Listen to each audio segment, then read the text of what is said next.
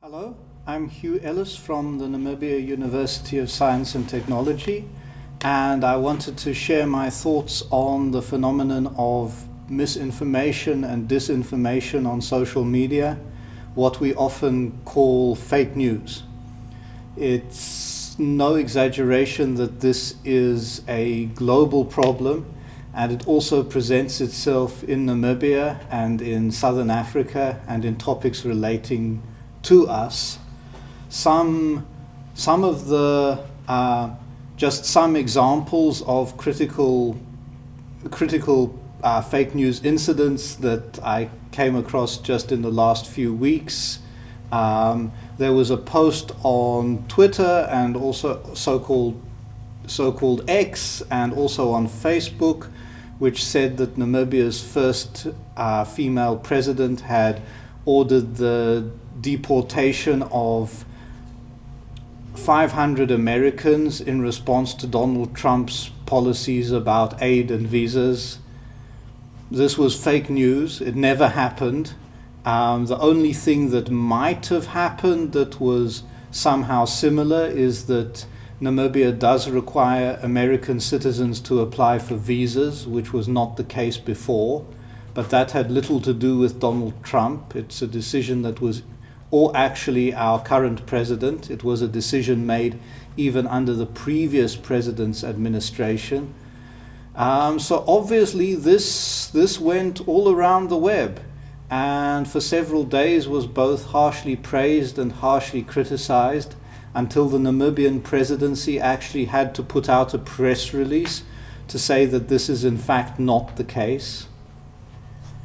Another thing that has been going on, which I'm sure you may be aware of, is the viral tweets and posts and claims of a quote-unquote white genocide in South Africa, that hundreds or even thousands of Afrikaners or white people in general are being targeted for killing and for mistreatment. And in fact, these things have gone viral. Even the aforementioned Donald Trump has of course come to believe it, it seems. But if you take a look at the facts, they don't bear that out at all. In fact, white South Africans are less likely to be victims of violent crime, more likely to be rich, more likely to live in decent housing than their black compatriots, even almost 3 decades after the end of apartheid. So you get these kind of things, and how do you adapt to them? Another more amusing case came up just last week, when the University of Namibia announced they were looking for cadavers, looking for people to donate their bodies for research and for student learning after they died. The University of Namibia Medical School is new, and so is this idea of really donating your body to science. So when it came out in the media, there were a lot of scare stories. People were suggesting bad things would happen to the bodies, or even in some cases people were claiming that the university would even kill people in order to get hold of these dead bodies. So it became a whole storm of debate, but also in that debate a lot of half-truths and a lot of direct misinformation. And of course, these are just 3 examples of this fake news being out there, of this misinformation being out there and not being corrected. So the question is, why are we often convinced by fake news online? I myself have occasionally reposted something and it has turned out to not be the truth. You know, me with 2 decades experience in the media and in teaching. So if it can affect me, it definitely can affect others. But why? I think one thing is that the most convincing and widely shared fakes are those that could conceivably be true. We believe that or where there's a grain of truth. So it is definitely true that Namibia does require visas for American citizens, whereas we didn't previously. But then it's added to. But that added to of expelling 500 American citizens. If you don't know Namibia, and you do know the kind of politics between Donald Trump and many African leaders, you could almost conceivably believe it is true.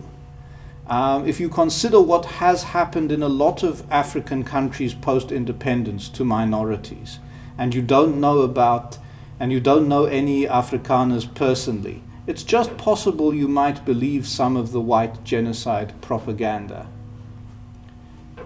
In short, they often fit easily into the sharer's preconceived beliefs about the world, about justice, about consequence. They allow the sharer to say, "I told you so." There's also not a widespread culture on social media of fact-checking. The culture is just retweet, repost, be part of the conversation before it ends. So there's not a culture of slowing down.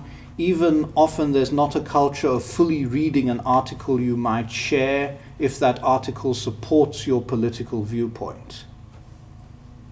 Also, while false and misleading information is widely available and you don't need very much skill to access it, fact-checking tools such as search engines, reverse image searches, accessing fact-checking sites, those sort of things, often do need a greater level of knowledge and skills from internet users.